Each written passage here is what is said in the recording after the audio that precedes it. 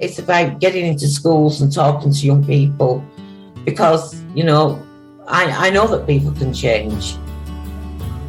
And it's about talking to people and getting them to understand and perhaps step back from violence and prejudice and whatever.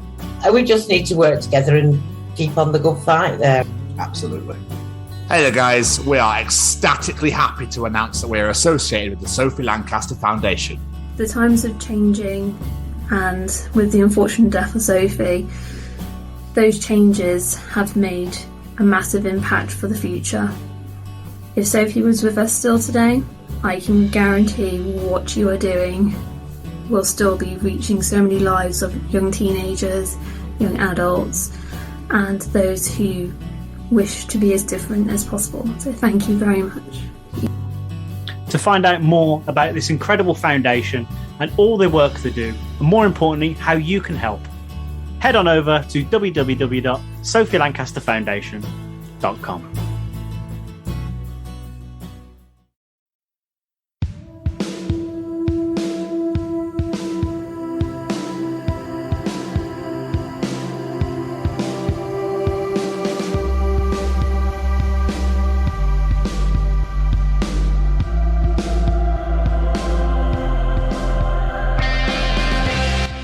Hey, this is Toby Wright, and you're listening to the Chronicles of Podcast. Keep up the good work. Keep listening.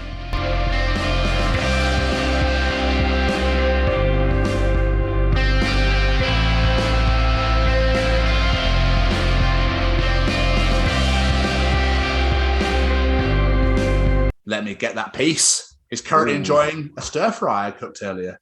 Oh, very nice. They're already here because there's no room in the fridge. They need to cool down. I was like, I didn't want to leave them where people will go, oh, thanks, I'll have some stir fry. So I've kept the joys of a shared house. They're all protected with me. Don't worry, stir fry. He'll be enjoyed tomorrow by myself. You could live with the cereal in the corner. Yeah, don't you dare. You leave my cereal. I have filled that entire shelf, though. I have filled the entire shelf. How many boxes has filled the shelf? 1, 2, 3, 4, 5, 6, 7, 8, 9, 10, 11. You have 11 boxes of cereal. Mate, come on. It's me, all right? Are they all the same flavour? No. Are they 11 different flavours? No.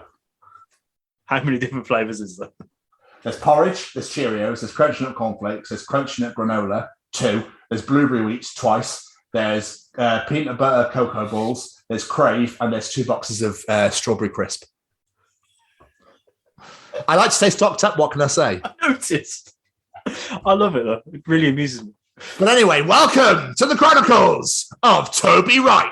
Toby is a producer, a mixer of all wonderful, beautiful albums during mine and Jamie's growing up period.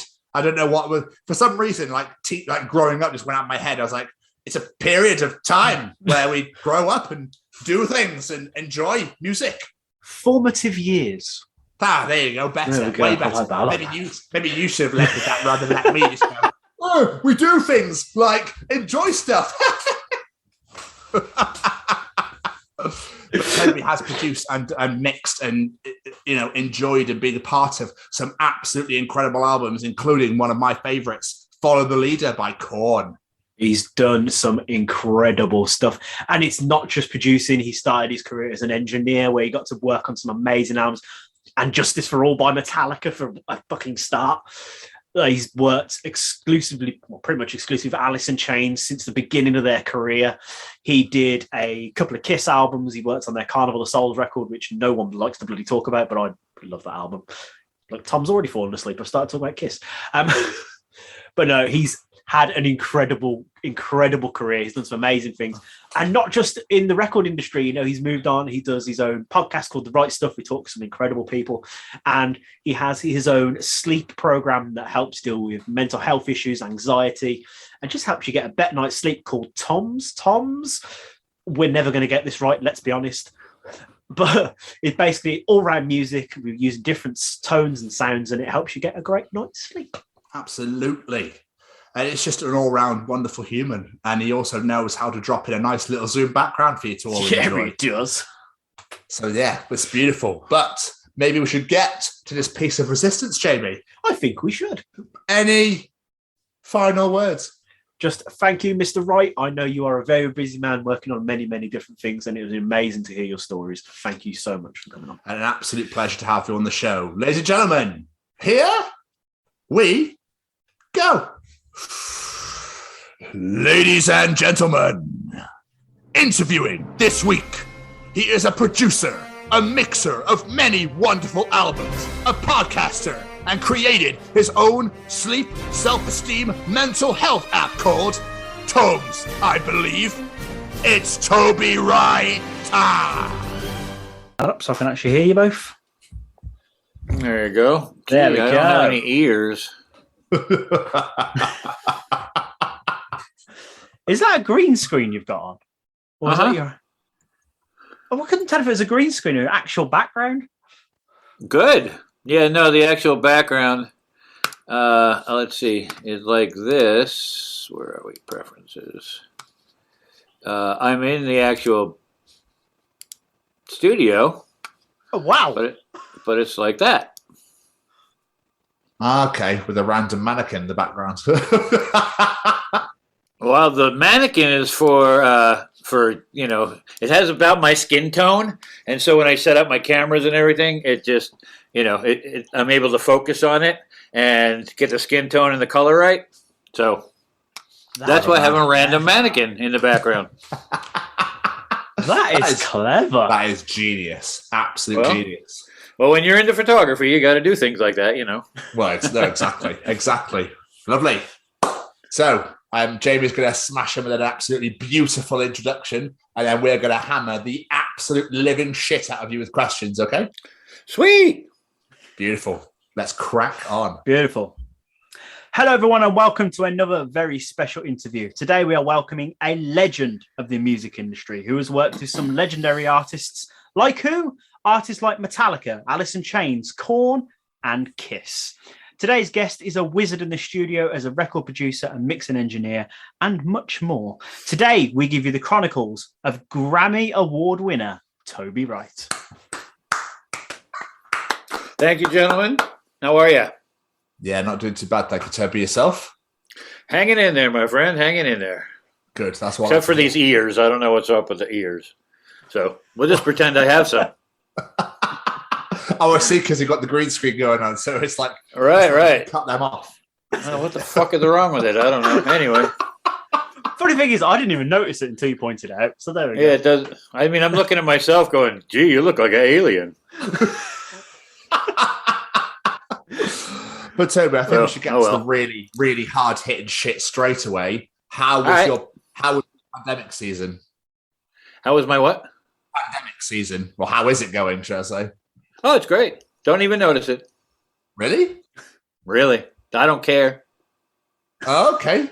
As I suppose because you work inside all the time anyway, I suppose you never really have to indulge in the outside world. Oh, that's true, but I do anyway. I have to go shopping and, do all those crazy things that normal people do, get out in the world and, shake hands and not be afraid. I think it's more of a people are scared shitless because of the silly narrative, and the narrative isn't really true at all. If you do your research. But do your research and you'll find out. Because they keep saying, like, there's another one now, and now there's another one, but for some reason it's always coming out of South Africa, and I don't know why. Oh, because you can't verify it, that's why. Okay. Interesting. Just think of the narrative, my friend. Think of the narrative. And follow the money. That's all you need to do, and then you'll find out what the real story is. It's always involved in the money.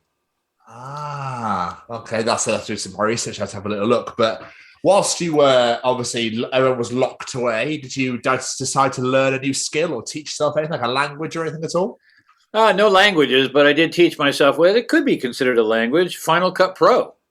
That could be a whole language, and now I edit video like a monster, and I have my podcast called My Wright Stuff, which I do all the editing for, or most of it. My partner does a bit of it too, but I've had to learn that program, so that's like a new language for me. Yeah, nice. And just teaching myself all kinds of wild things. So cool. I love that. I love hearing the people, taking this time to go, do you know what? Nothing else to do. I might as well learn something new. Might as well. Can't dance. That's for the next lockdown. That's right. So I'd love to start with this question. Take us back, sir. When you were young master Wright, what was the original plan for your career? What did you want to be when you were growing up? Was it always music? No. It was always something to do with daredevilism, I guess. Because I was always like, jumping garbage cans on my bicycle and, all kinds of shit. I grew up, around Evel Knievel, or that era, where there was bicycle stunts and all kinds of crazy stuff happening on our little block, between the 4 or 5 of us guys that were hanging out when I was like 8 or 9 or 10 years old. So it was always something to do with daredevil stuff, race car driver, stunt pilot, there was all kinds of crazy stuff like that. And then I started, my dad got me into playing the flute and the clarinet and all that kind of stuff. And I got into school band and, so on and so forth. And then he became, he worked at Lincoln Center for the Performing Arts for a long time. So I went and see a lot of shows, and that kind of got me into music. I was like, wow, this is really cool. And I was living in New Mexico at the time. And I think I was like 17, maybe 18. Yeah, I was 18. And I was driving a truck. And I saw an ad in the back of Rolling Stone magazine for the Institute of Audio Research in New York City. And I decided that, it's time to go to school. And so I enrolled in the Institute of Audio Research, which also was a program with NYU. And so I enrolled in NYU and got into the Institute of Audio Research. And, then I started working as I was at NYU and Institute and at Electric Lady Studios. And since it was right in the neighborhood, and I was paid $5 a day. A day for my internship, and the days were long. They would get you in as early as they can and out as late as you can. It's pretty much free help, so what they care. But it did a lot for me. That's all I can say. Yeah, I suppose that's absolute filth. But yeah, you would have learned and mastered the craft almost, I suppose, if you were there all the time. All the time, just the Rolling Stones, Hall & Oates, the list of artists that I saw come in and out of that place in that period of time was amazing. I can imagine, because of all the studios in the world to be able to work in. One of the best, that's for sure. So who was your musical influences growing up then? What did you listen to when you were growing up? Oh my God, everything. A lot of jazz, from my uncle and my dad. And then my mom was the consummate hippie. This was the late 60s, early 70s. And so, there was the Beatles and the Stones and Hendrix and Joplin and Creedence and, all of that plethora of music, from folk music to hard rock at the time, whatever that was considered. So I got a nice eclectic mix of music in my life. Then I was playing in the band and doing all this stuff. So, we had a whole different genres going on, trying to make our own and forge our own, that kind of stuff. So that is amazing. That is awesome. So you said you started working at Electric Lady, but what was it you were doing there? I was an intern. So I would make coffee. I would go get everybody lunch. I would clean up. I would learn how to wrap cables. You don't really get to touch much as an intern, right? You get to go and be, a servant basically to the clients. If they want, a sandwich, you go get that sandwich, no matter where it is that they want it from, and you make sure that it's exactly the way that they want it. That's your job. Do your job. You can't become a producer the day you walk in the door. Never, ever, ever going to happen. So there's a long road to learning. And, a lot of that has been skipped these days, and we can get into that a little bit later. But, yeah. So how did that... An engineer was your original job, is that right? An engineer? Is that how you progressed, sorry? Well, I was going to, from an intern, you might be then thrown into the studio to shadow an assistant engineer. Okay? Right, okay. And then, so you would help that assistant engineer do whatever his duties are.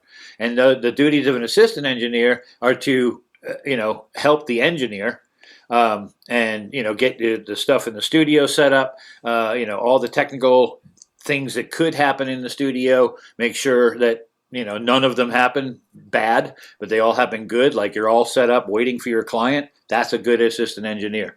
Everything is ready. The client walks in the door, they sit down, they hit a play button, and the session starts going. That's what you're supposed to do as an assistant engineer. And then you work your way up into first engineer, and then from there you go, on to producer and so on and so forth. That's amazing. So what exactly is the role of an engineer? Because you see it on every record, engineer, but no one ever really tells you what an engineer is in the studio. What exactly do you do? So you take microphones and you place them on instruments, and you capture the sound. Whether it's from a synthesizer through a DI, whether it's from a drum kit, whether it's a clarinet, whether it's an oboe, a tuba, whatever, a guitar, a bass. You have to learn how instruments work, how they emit sound, and then how to best capture that sound.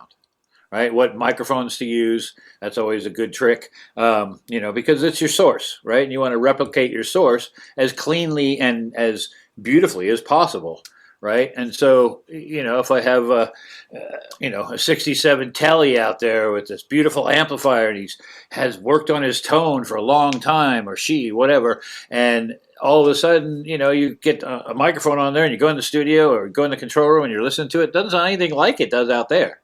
Well, that's going to be a problem when your musician hears it. He wants to hear that tone that he's got going on his instrument out there, right? He wants to hear that through those speakers somehow. So it's your job as an engineer to make that happen for him.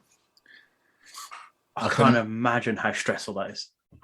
I also believe that obviously technology now, your job must be so much easier than it was back in the day. It depends which part of it. I've had to learn a new language called Pro Tools. Over the years, right? So, that never existed when I was growing up or when I was an intern. Yeah. Never existed. It wasn't there, right? And so we had tape machines, 2-inch tape machines. And, so I've done records that, I've learned how to edit that tape, right? Just like I learned how to edit in Pro Tools. And so, is editing always necessary? No, it's not. You can just capture and build upon that. And, then you have a beautiful song that isn't edited. It's just performed well, right? And so, yeah, there's so many technical difficulties and corners that you can, pigeonhole yourself in. And we'll get rid of that. Sorry about that. And so, from there, you can do so many different things if you know your tools. All these technical things are just a tool, right? A microphone is a tool, Pro Tools is a tool, a computer is a tool, and I think that if you master your tool, like you do a screwdriver or a wrench when you're a mechanic, you got it made. You just got to know where you're going from there. Was it one of those press play and record at the same time? Absolutely. Yeah. The Studer 800. Boom. You got to learn how to punch in too. Good luck with that. What's punching in? Oh, punching in means that it's like an overdub. So you're playing along guitar or singing or whatever, and all of a sudden you have to hit record and go into record at a certain point. Oh, wow. To continue the performance, right? You can do that in Pro Tools just by setting your cursor where you want it to punch in. And if you're in quick punch mode, you just hit record and it'll, have a roll up to it, and then it'll punch in wherever you want. But back in the day, you had to anticipate that punch. You had to be really listening. You had to be counting. You had to be part of the music. You couldn't just see it on the screen and go, oh yeah, I'll punch in right there, go.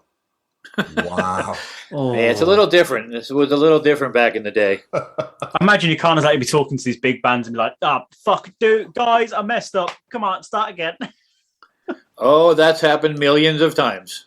And, when you're in that environment, everybody understands the pitfalls of punching in, right? And so, there was a couple of records I did that, had a lot of edits and stuff on the 2-inch.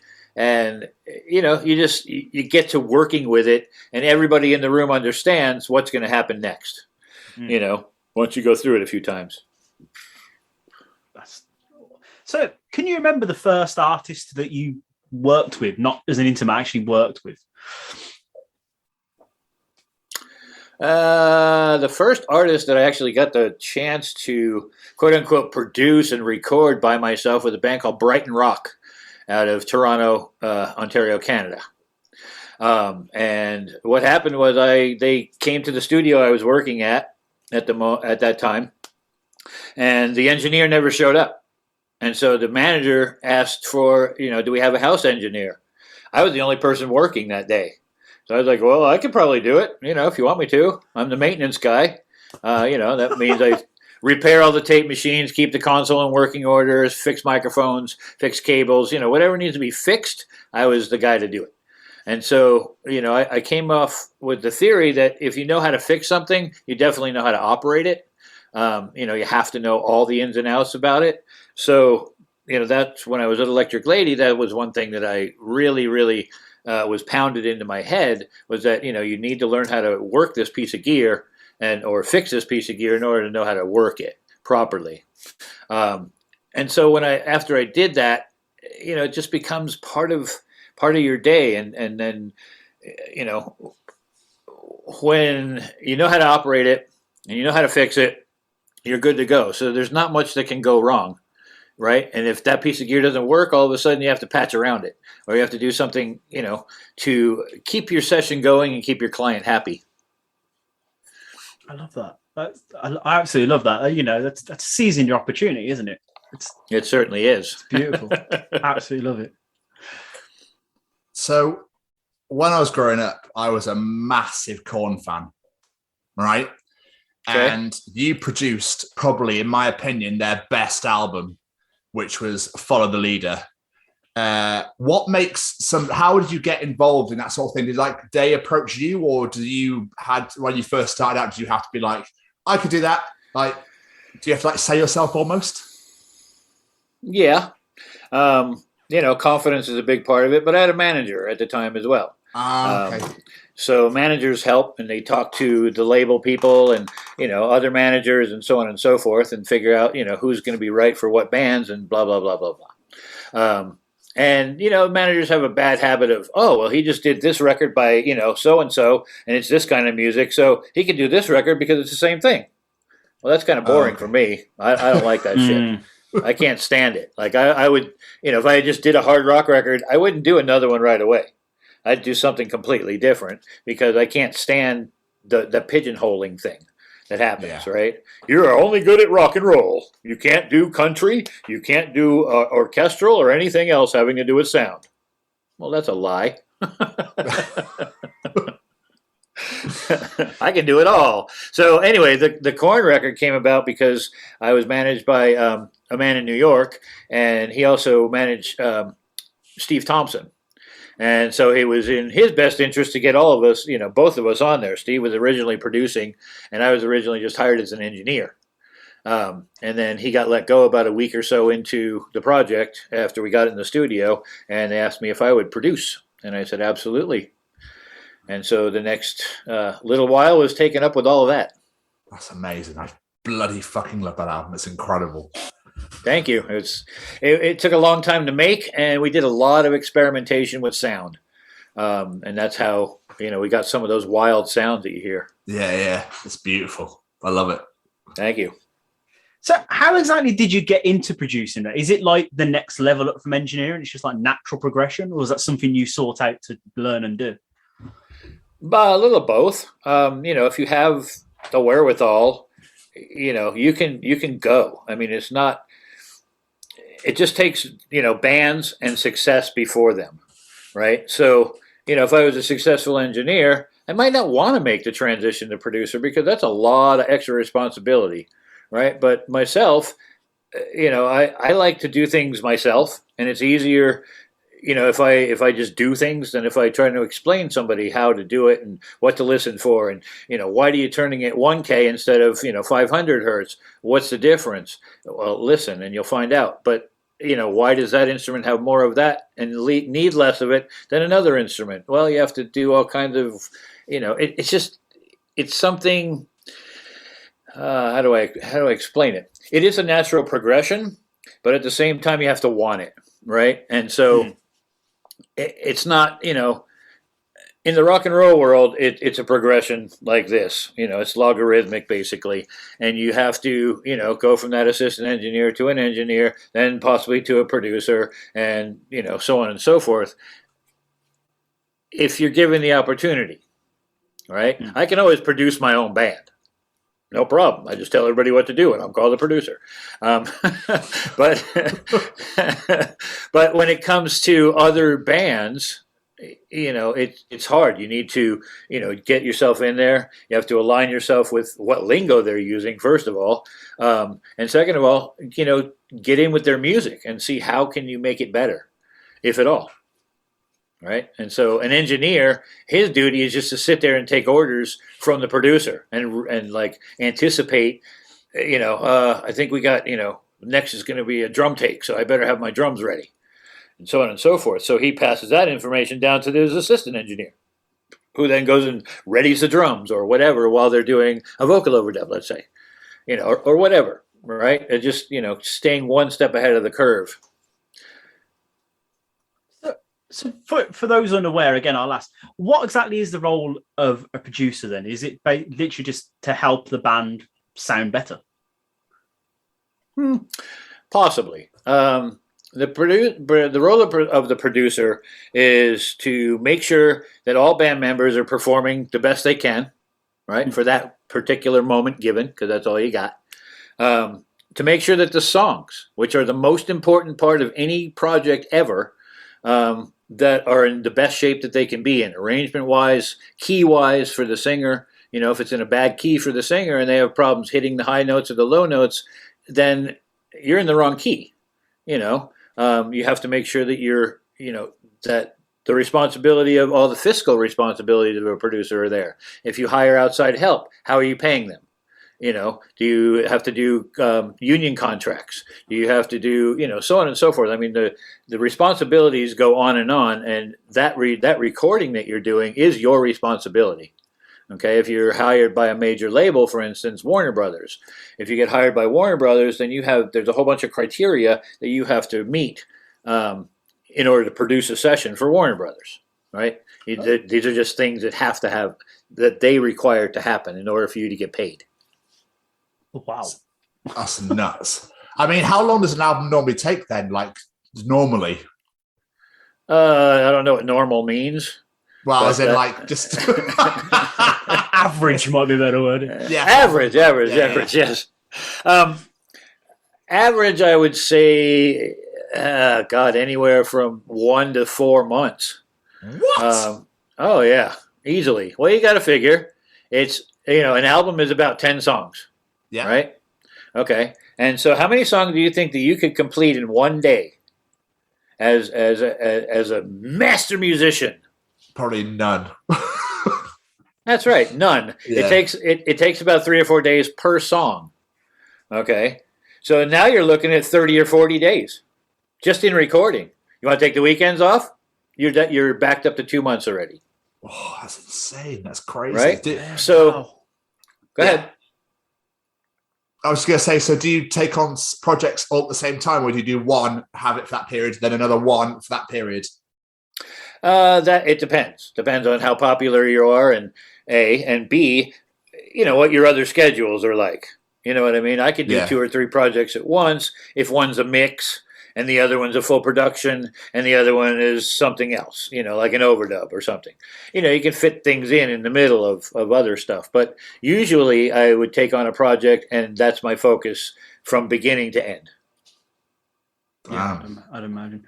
I imagine you have to have some sort of rapport with the artist as well. Because is there times where you have to turn around and go, this ain't a good idea, guys? Yeah. So the way I deal with not a good idea, guys, is, or this sucks, or, what is this shit you're playing? Is I record everything we do in rehearsals, right? So that, I ask that you as a musician don't listen to what we're doing. You just play your ass off. And make, if there was a change in the bridge, for instance, let's run it from the top all the way through and make that change happen in the bridge so that when we are done playing it, we can then stop and go listen to what we've just recorded. That way you're listening and you're only concentrating on one thing at a time, right? So when you're listening, then you can see, hey, is this us? Does this make sense in the song? Is that a good idea? Do we need to change anything about it? Is this the best it can be?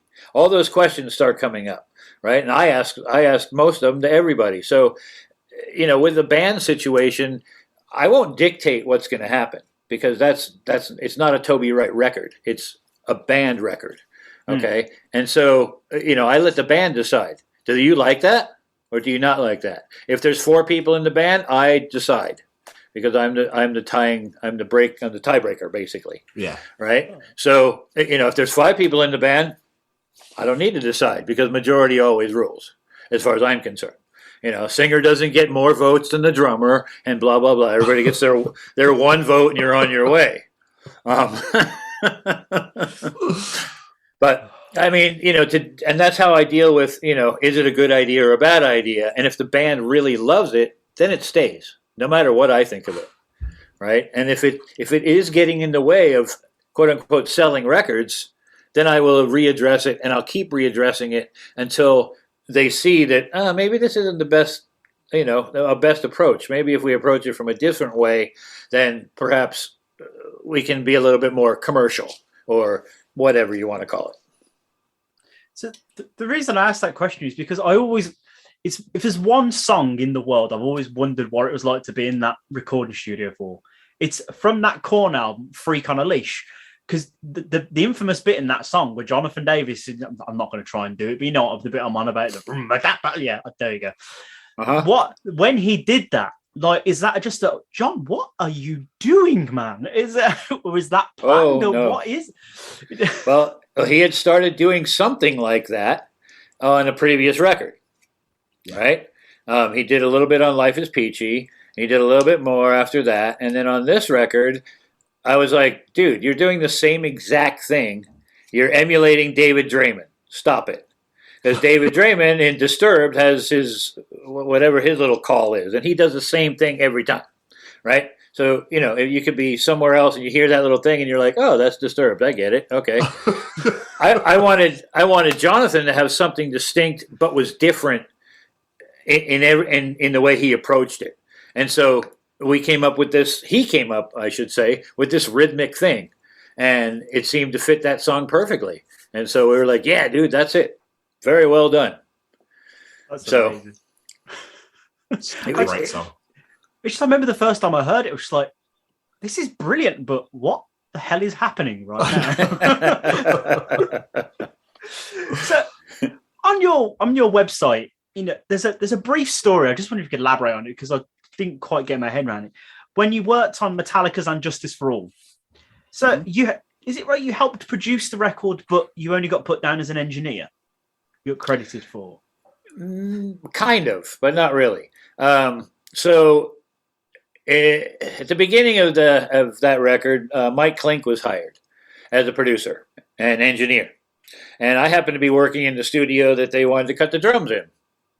So it was just called one-on-one.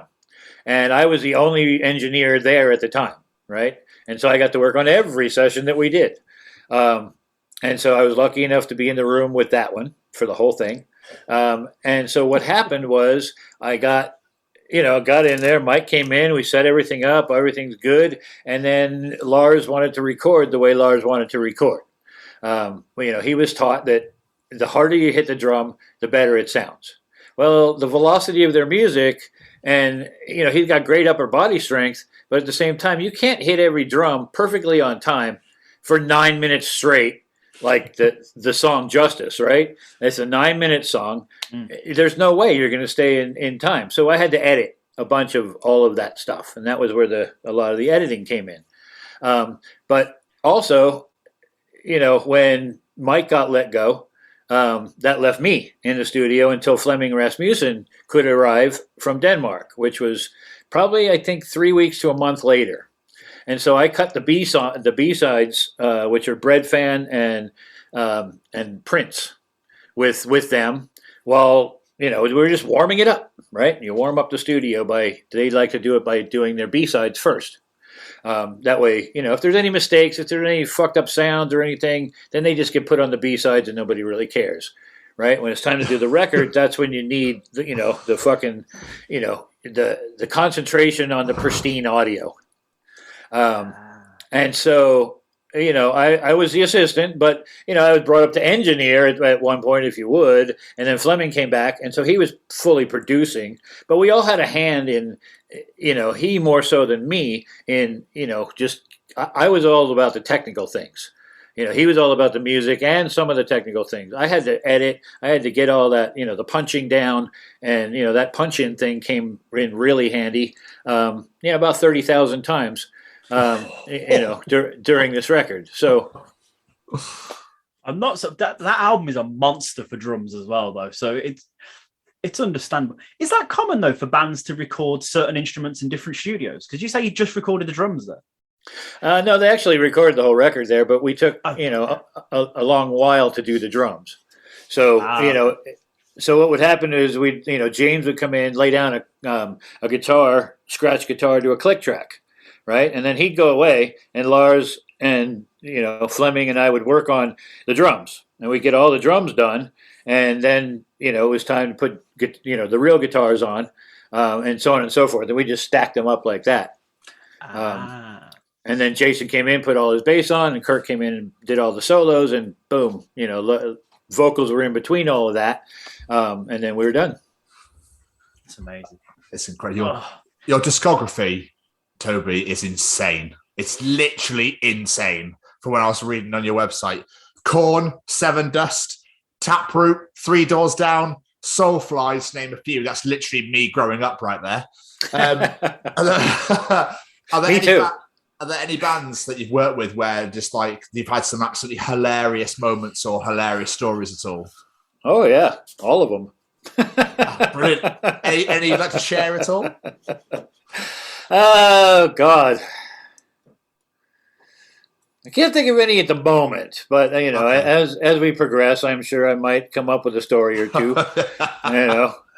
It's hard to pick out one, out of all the shenanigans that have gone on in the studio. Imagine. Yeah. But looking at that discography, there's one band that stands out because you've done so many records with them, and that was Alice in Chains. Right. So how did you get involved with them?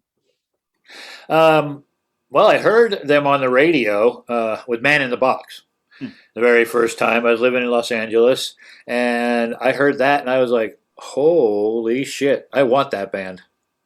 And I kept listening to it and listening. I went and got the record. I listened to the whole record. I was like, man, there's something here. There's something crazy amazing with this band. And I got in touch with their A&R person. His name is Nick Terzo. And he's the one that gave me a shot at recording 2 songs for the Last Action Hero soundtrack. What the Hell Have I and A Little Bitter. Those were the first 2 songs that I recorded with Alice. We kind of co-produced them. Jerry and I did. And then, it was for a movie soundtrack. So the guy that the movie company had hired to do The Last Action Hero, Michael Kamen, he was in charge of all of that, so to speak. And he had brought his engineer and blah, blah, blah. So there was weird politics that went on. But the band and I got along really well. And so I just recorded it, and then somebody else, I think Andy Wallace, mixed it all. And that was my introduction to the band.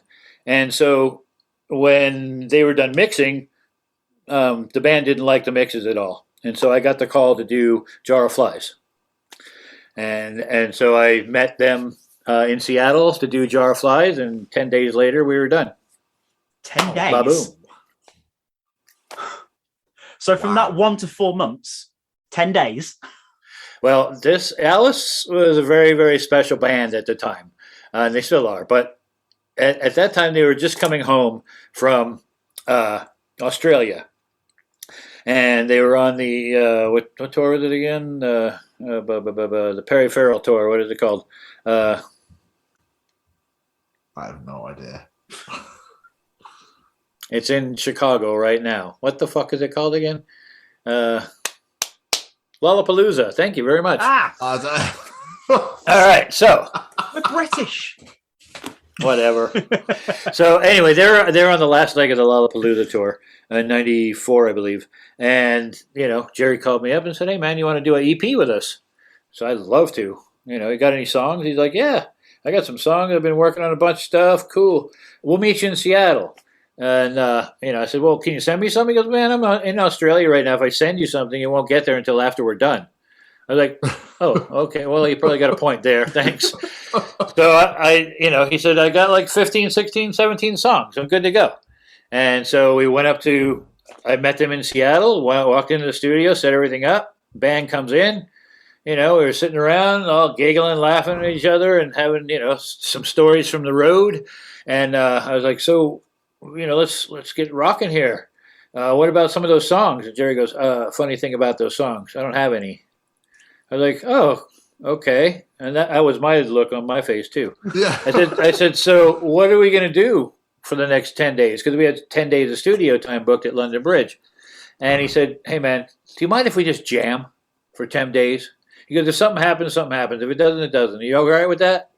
I was like, all right, well, yeah, let's rock and roll, because being in the studio with the best band in the world at the time was nothing to fucking sneeze at. And what am I going to do? Say, no, we can't? We would have just got somebody else, right? So, if I had said no, I would have been out. It would have been that easy. So, of course, let's rock and roll. So we proceeded for the next 10 days to work about 16, 18 hours a day and come out with Jar of Flies. Wow. That's nuts. I love the fact they just turned up with nothing. They turned up with nothing. We produced, recorded, written, arranged, and produced all right there in the studio. That's incredible. In those 10 days. That's amazing. I love the look of pride on your face when you're telling that story as well. You could tell, you're like, that's a damn good time of life. I enjoyed it. Well, it was. I mean, that only happened once in my life, right? And it'll probably only happen once in my life. To where a band walks in, they kill it in, X amount of time, 10 days this one was, and then all of a sudden it sold 4.5 million. Nice. And it was the first EP to ever debut at number 1. So we didn't, we had no intention of that. The intention was to just have some fun and, make some songs, do some rock and roll, see what happens from there. That is awesome. So I love that. So I was looking at your credits, and you've produced quite a few compilations and soundtracks and greatest hits albums and stuff like that. The bands aren't re-recording these songs. So what's the difference between producing a normal record and doing like this? Well, most of those, they're just some songs that they took from an original record and then, put it on a compilation record. They also have to give me the credit for the production that I've done prior, right? So a bunch of that stuff is that. But, there's a couple that I was asked to be involved in, a couple of the Alice box sets and things like that too. Hey, man, what song should we do here? And, I need to do this over here. Let's do that. And let's take this song and put it over here and, so on and so forth. Since at the time I was, I had my hands really deep in the catalog, so I could work with the A&R guy at the time, really figure out what was going to be the best box set, things like that. That makes it. Oh, because I saw I think it's Buffy the Vampire Slayer soundtracks. So you produced one of the songs that's on that record. So you get right. Okay. I'm not sure if it's a case of you in the studio putting it together, and I don't know. Like I said, yeah. Like I said, sometimes it was, and most times it wasn't. That's fair enough. So you've done so many records, as we've said. We could be here for 12 hours discussing most of them, I think. But are there any records that you're particularly proud of that you feel maybe didn't make it as big as you thought it should have, if that makes sense? A band called Oysterhead. Oysterhead is Trey Anastasio, Stuart Copeland, and Les Claypool. Right? So, and you guys are looking at me like, who in the fuck are those people? No, two of those names sound pretty familiar. I can't think why, and it's bugging me. But anyway, yeah. Stuart Copeland, the drummer from the Police. That's why I know that name. Yes. Les Claypool is the bass player / frontman for Primus. That's why I know that name. Yes. And Trey Anastasio is one of the guitar players in Fish. Okay. I'm not really that familiar with Fish. But the other two, I knew the names. I was like, why do I know those names? Okay, so that band, I got to mix their I think, only record. And because I had done some work with Primus in the past, and he and Les brought me in, and I had done some work with Trey Anastasio as well. I mixed his first solo record. And so they brought me into that situation, and I mixed that one. I thought that would be huge, but it didn't really, it's more of an art eclectic record than it is a pop record or something that, all the kids would buy. But I just thought the musicianship was fucking amazing on that record, and I loved every second of it. So that's probably one of them. I'll definitely have to check that out now. I think I have to go and find it in there on the old Yes. Spotify. Oysterhead. It should be on Spotify, I would think. Wonderful. So when you're producing these albums, do you get a say in what's going to be released as a single?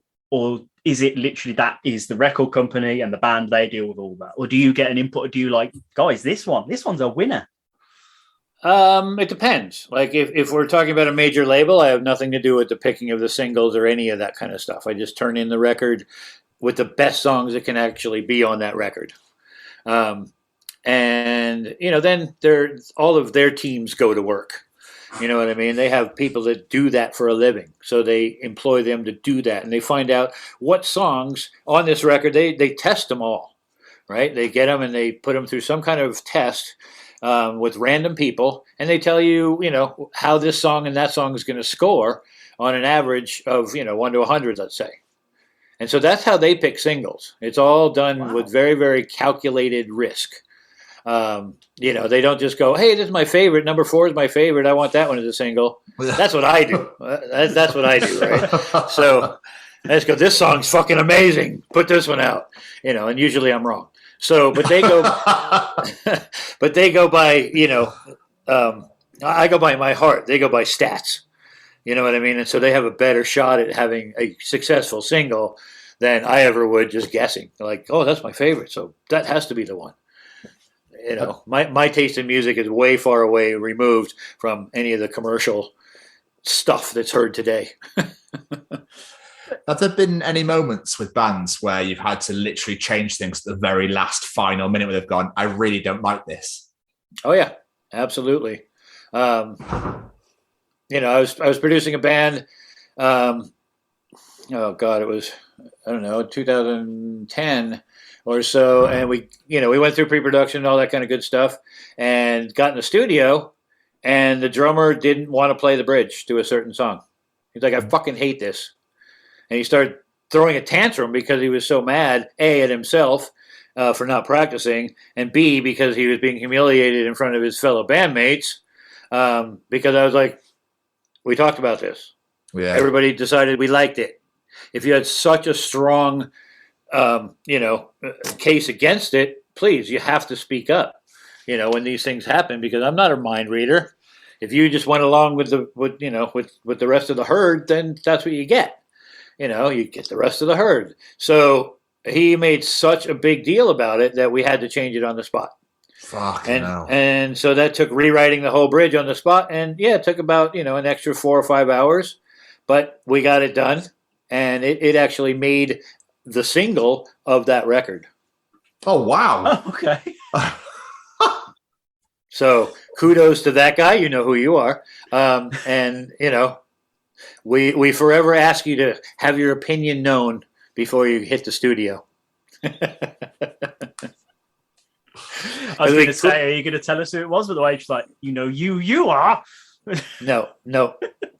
See, names in those things, in those kind of stories, don't matter. It's the story itself. Yeah, I agree. That is the lesson. It doesn't matter if it was whoever or whoever. So, are there any artists around today or still around that you've worked with before that you'd love to work with, whether it be for the first time or again? Oh yeah, tons. Those that are inspired to keep making music and to help people along with music. Music is such a therapeutic thing in life that a lot of people look at it as medicine. They could pick out whatever their favorite song is for whatever reason, and they listen to that song all day long. Like you and I get sick of that song after 3 listens. These people can listen to these songs and go, oh man, it just touched my heart. And I love that. Those are the artists that I want to work with. The ones that are inspired and are inspiring. They write lyrics because something happened to them. They don't give a fuck what you think about it. They just write their lyrics because this is what happened to them. They want to express their opinion. They want to get it out. It's therapeutic again for the writer. I want to work with those artists. I want to work with those that are telling the truth. I want to know, where when you step up to the plate, that you're going to give me 110% on your instrument or your voice, whatever your instrument is, every time you step up to that microphone. Those are the artists I want to work with. I don't care if you have a humongous name in the business or you're just starting out, right? It's the people that inspire, and I get inspired by your inspiration as well, right? And vice versa. You might get inspired by something I do, and that's I'm getting goosebumps just thinking about it. But that's what turns me on as a producer and a musician. I love that. And that's what creates magical, beautiful moments, beautiful albums with, where people like that, when you're both just in sync. Absolutely. And, I don't try to control my artist at all in the studio or musically at all. Their behavior outside the studio, that's a whole different story. But in the studio, musically speaking, please be yourself. Play what you want to play what you feel. Make it happen, right? Don't be afraid to get a little jazzy or something when it's called for, or not. You know what I mean? Like, it just depends on the situation and the circumstances, but it's all about inspiration to me, I absolutely love that. So when I was doing my research for you, this is going to sound like such a bizarre question, but I couldn't find the answer to this anywhere. As I said in the intro, you're a Grammy Award winner. Do you think I could find anywhere what albums you won Grammy Awards for? I don't know. You don't even know. That's why I can't find it anywhere. You don't even know. Oh, I do know. I mean, I was there, but I don't know why you can't find it. So I won 2 with Metallica. One was for the song "One," and that was the year after Jethro Tull won at the Grammys, because Jethro Tull, for some reason, won that year over Metallica, even though Metallica played at the Grammys. You can look all this up. It's really funny. Like 1989 or whatever it was. And then they were granted to get the Grammy the next year for one. Also for, I think it was Bread Fan. It was for one of the B-sides, was the best metal performance. And then the third one was One Headlight with the Wallflowers. Okay. All right. And I just engineered that record. And then the last one was with Megadeth, most recently, with their latest record, Dystopia. I tracked, even though I'm not credited on the record, I tracked and did everything except for all of Dave's parts. That's the way it went down. And I can't speak much more about that, but that one also won a Grammy with all my tracks on it. So there's number 4. I was literally there for about 15 minutes trying to find these albums that you got Grammys for. I could not find it anywhere. It was driving me mad. Well, now you know. Now I know. Now, I'm going to take a little selfish moment here, because I think I mentioned this in my email to you. I am a huge Kiss fan. And obviously, you produced the Carnival of Souls record with Kiss. I did. How was that to work on? Because it's such a bizarre album to the Kiss Army, because where it's placed, the way it sounds, everything. So how was that to work on? It was an amazing experience, actually. To work with such legends and icons in the business is always, an amazing experience for me. And I learned so much. Just working with Gene and Paul and, Kurt Cuomo, who was a writer on the session, and Bruce Kulick, who obviously was a guitar player, and Eric Singer, the drummer. It was all just such a nice package, and we just kept writing songs. And then finally we went into the studio, and, it was a beautiful thing to get in there and track, a band like Kiss live. You know what I mean? And just, as best as live as we could, for what was given at the moment. And so we had just had I had a lot of fun producing that record. I don't know, it was just fun, and we just worked really hard, and it was all about the songs again, making those songs be the best that they could for this moment in time. Gene had wanted a grunge record because he likes to follow the times, and that genre of music was supposedly at the top of the charts at the time. And so, he and I had a conversation about him wanting to be like Billy Corrigan, who at the time was selling records like crazy, and Kiss weren't. So at the end of the discussion, I learned that, you just want to sell records like Billy Corrigan. You don't actually want to be him. I get it. Okay, there's a big difference. So it was quite a little discussion, and a very spirited one at that. But at the end of the day, that record, I get asked about that record all the time because it's one of the most controversial records that I've ever worked on. And to me, it was just a whole great fun, and hanging out with Gene and Paul and making music with icons like that. I couldn't ask for a better experience overall. Love that. I think it's a great album. There's some people like, it's not Kiss because it's a grunge record. I'm like, I don't care. It's a great album. I absolutely love it. You can tell it's a Bruce Kulick passion project, that album, though. You can tell it's Bruce absolutely really loves that album. Oh God, yeah, and he did most of the work on it. So, as it should be. He killed that record. I mean, he made that record. Without Bruce, it wouldn't be that record wouldn't exist without Bruce, for sure. Oh, I love that record. I'm gonna have to go listen to that after this. All right. So I wanted to touch on what you are doing now. Can you tell us about Taummhoms? Because this is really interesting to me. Sure. Well, on my podcast, My Wright Stuff, we just passed. This past weekend, Taummhoms was featured because we had what we call Health Month, and we had actually 6 episodes of episodes having to deal with your health. Right, from sleeping is a big part of it, and then there was a restaurateur and spiritual guru and all kinds of different people showed up for me. A doctor, a cardiologist showed up, and taught us how to eat right with nutritionists and so on and so forth. But Taummhoms is a natural sleep and sound healing portal on the web at Taummhoms.com, and what it does is it will help you sleep. And it also will help you get rid of any anxiety and depression, and mental health issues that you might have. It's built around a principle called sound healing, which I didn't know even existed. Until I had a car accident and I had major nerve damage to the right side of my body. Right now, I made some of these quote unquote tonalities through a whole bunch of research that I did for about a year before I ever stepped into the studio and attempted to make something. And once I did, I realized the power that sound has. It can heal, it can kill.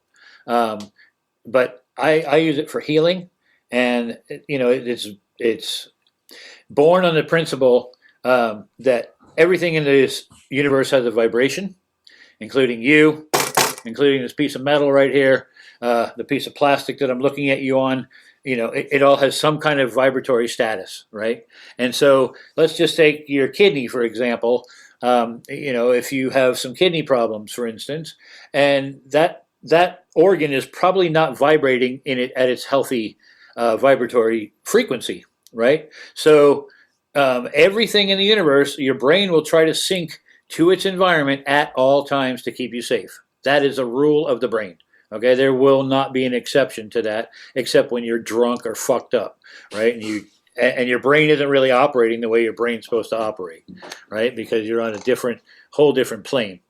So, given that, given the vibratory status, and your brain wants to sync to everything, if you sleep at say 5 to 3 hertz. Okay, hertz being a measure of frequency, and 1 hertz is 1 cycle per second. right? And so if your brain slows down that far, right now you're probably about 12 to 15 hertz because we're awake, we're talking, your eyes are open, you're listening, we're conversing, you're thinking about stuff that I'm saying, etc. And so, when you sleep, it slows down to like 3 to 5 hertz, depending on your level of sleep. REM sleep is the one where you heal the most. Okay, and so any normal, healthy adult who gets 8 hours of sleep a night probably spends about 20 minutes in REM, and that's it. So your body only gets to heal for 20 minutes during that REM sleep. Well, it better do it really fucking quick, because most of us have a lot more than 20 minutes worth of work to do on our body, right? So I know I do. So given that, I took these. I took all these frequencies and made something so that your brain would latch onto it. Your brain loves complex waveforms, so it will seek them out, and that's why when some people have white noise on their TV or whatever, somebody just gabbing in the background, some noise that they have to have while they sleep, because what it does is the brain goes outside, it listens to that fan noise, and while you're sound asleep, but your brain's out there listening. It's what's going on? Oh, the fan, cool. It gets into the rhythm of it, and somehow it helps you sleep. Okay, so I truly took all these frequencies, and I made it so that I could, easily bring you down to 3 to 5 hertz using what's called binaural beats. And using that, your body then wants to sync to that frequency and those tonalities that are now on my website. And so people are sleeping deeper. They're, having a lot less anxiety and a lot less depression when they listen to this every night. And it's something that they call brain entrainment. And the more you listen, the more, the quicker your body will be to get into that state to where you can stay there longer every night. That's awesome. Incredible. That's amazing. Unbelievable. I literally had that all written down, but you've just explained everything, so that's absolutely spot on. But I think I'm going to start that tonight as well. I love listening to a fan at night. Love it. I have Fantabulous up there. That's just my dog going crazy.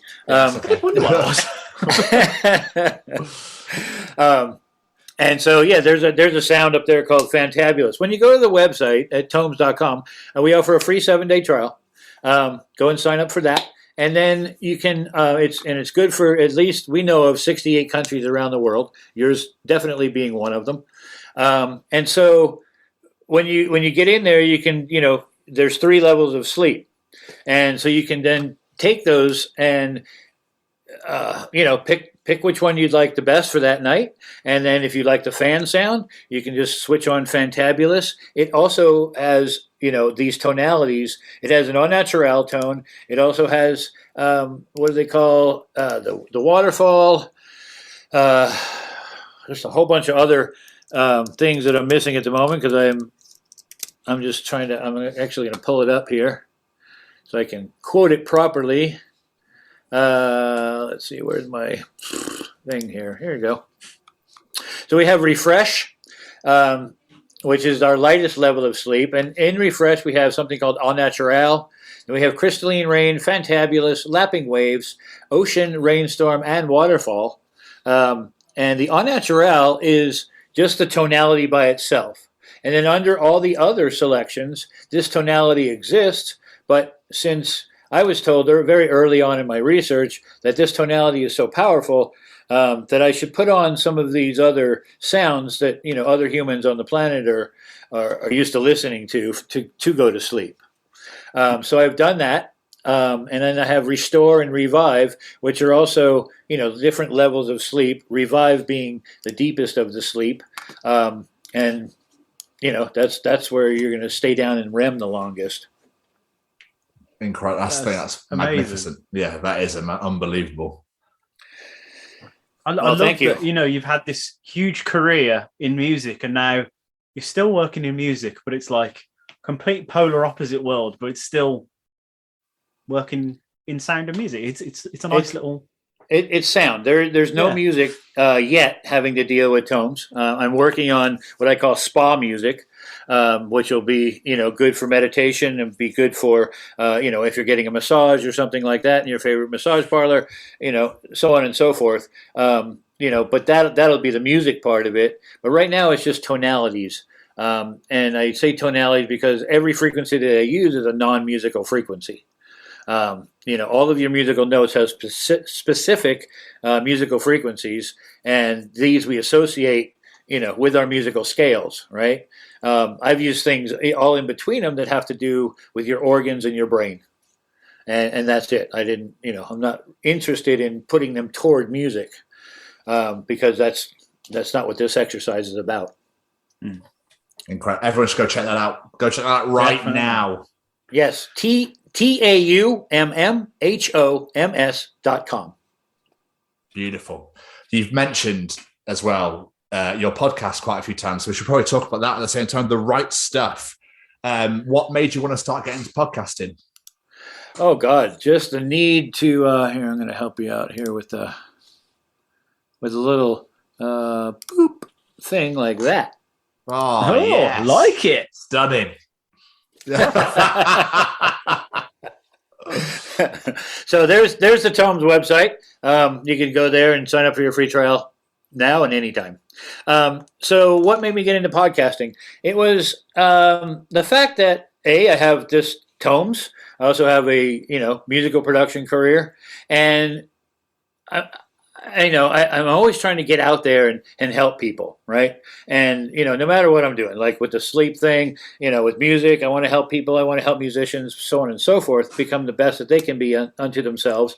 So I'm thinking to myself, I need marketing, so I go to a manager or I go to somebody to help me with Taummhoms. They want to charge me unbelievable amounts of money to do what? Absolutely fucking no guarantee about anything. But here, give me 6 figures and I'll do whatever it is I'd say I'm going to do, but if it doesn't work, it doesn't work. Oh, well, that's a bunch of horse shit. Because what kind of industry is that, really? Like, you can't guarantee me anything? Oh, no likes, no comments, no nothing. But if you pay me $100,000, we'll put you on our schedule. Like, yeah, okay, I got to go. So this is what made me get into podcasting, because I'm like, all right, I got a camera. I got a mouth. I'm going to help out my friends, and I'm going to do this podcast so that, I'll call it My Wright Stuff. That sounds hokey enough. And it's all about literally having fun and helping my friends and marketing and become, just something that people, I like all kinds of interesting things. So it's not just music. There's a race car driver. I just interviewed the vice president of General Motors for all the upcoming, electric vehicles they have going on.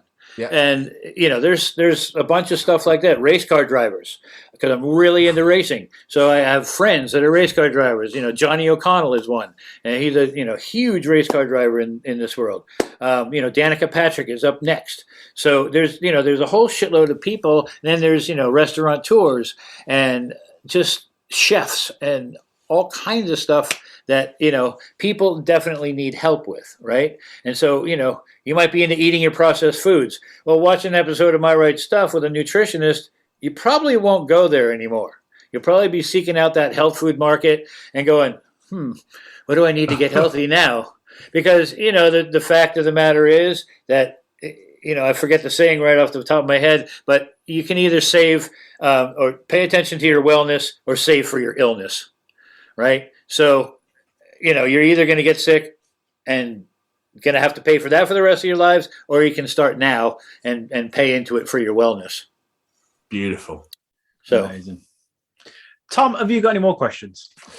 Just one more, really. Did you ever think, Toby, that your life would pan out the way it has? Do you ever think you'd be sat here right now producing these wonderful, wonderful albums? No, not really. I really didn't have a spot in mind to where I should be at any point in my life.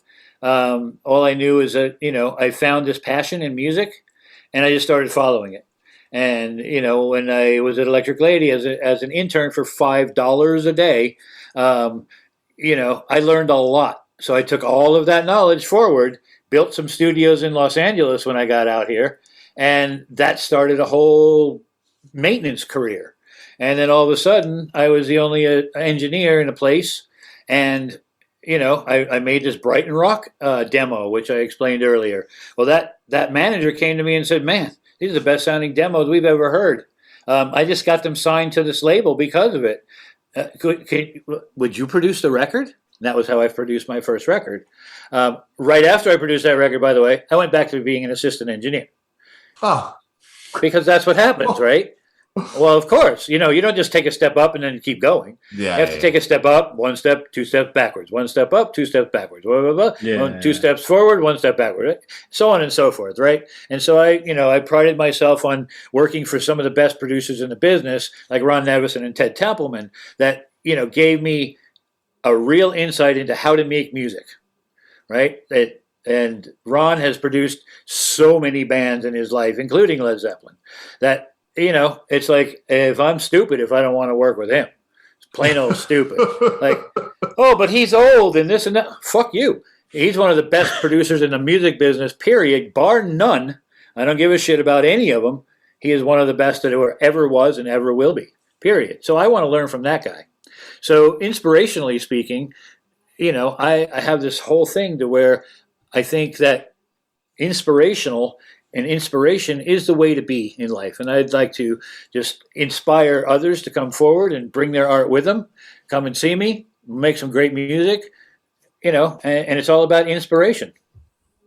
Love it. Beautiful. Are you working on any records at the moment, or have you got anything coming up that you're allowed to speak about? I'm working on 3 records, actually, but none of them can be spoken of at the moment. I know that's really bad, but that's the way a lot of people are with their music until you actually put it out there. NDAs.